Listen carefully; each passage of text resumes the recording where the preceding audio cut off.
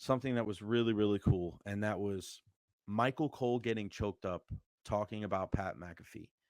And then a really an awesome video package about Pat McAfee before he leaves for college game day and takes off for the next couple of months and focuses primarily on football.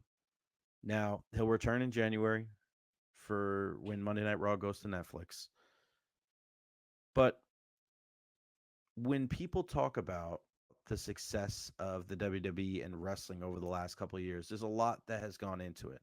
And we point to guys like Roman Reigns and Cody Rhodes, deservedly so, right? But let's not get it twisted. One of the reasons why wrestling has gotten so big is Pat McAfee.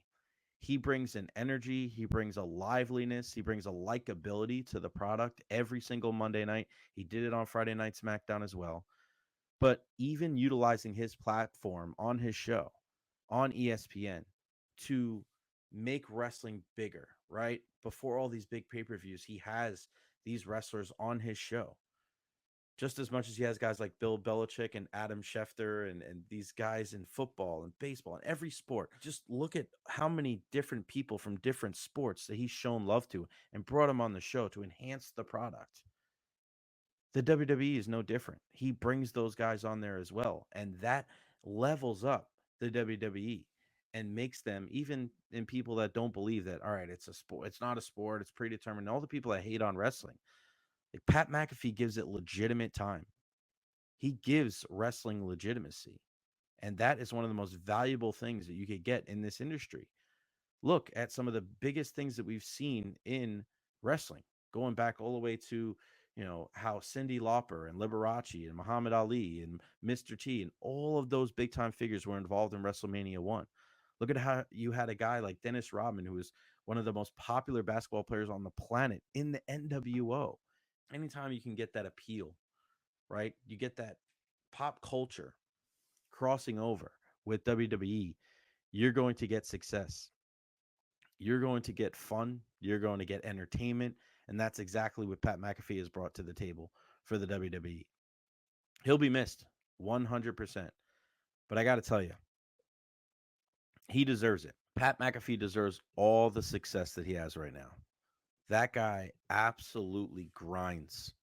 He is a hard worker. You can tell. Just you follow him on social media, you see him everywhere.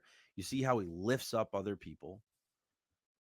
That is a guy that has earned where he is right now. He's earned that spot of being on ESPN and being with the WWE.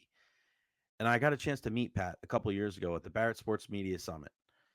And I got a chance to ask him a question. I got a chance to talk to him about wrestling in Tampa. And he was just so gracious with his time. And this is really before he took off.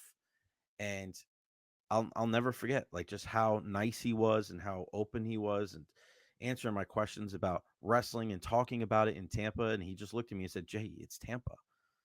Tampa loves their wrestling. He's like, there is an audience for that. He's like, don't shy away from it. People that get it, get it. People that don't get it, fuck them.